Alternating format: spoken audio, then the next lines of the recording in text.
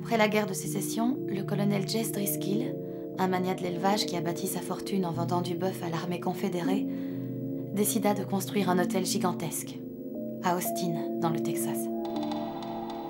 Le colonel Driscoll a vu sa fortune fondre peu à peu après l'ouverture de l'hôtel. Son entreprise d'élevage a commencé à péricliter. Plusieurs de ses employés l'ont lâché pour un hôtel concurrent. Il n'attirait pas assez de clients pour réaliser des bénéfices.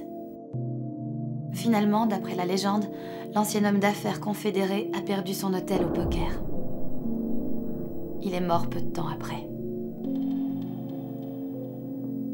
Aujourd'hui, l'hôtel est toujours en activité, mais c'était une bataille perdue d'avance pour tous les propriétaires du siècle dernier. Et il a frôlé la démolition à plusieurs reprises.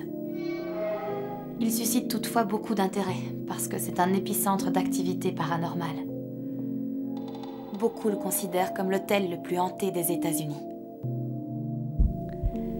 Des dizaines de personnes ont raconté des rencontres avec des esprits, y compris le fantôme d'une fillette, la fille d'un sénateur qui tomba dans l'escalier en courant après son ballon et se tua.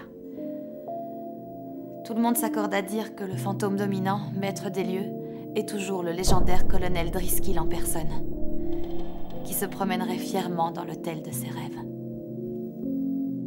Un propriétaire dont on dit qu'il a tellement aimé sa création qu'il ne pouvait pas la quitter, même dans la mort.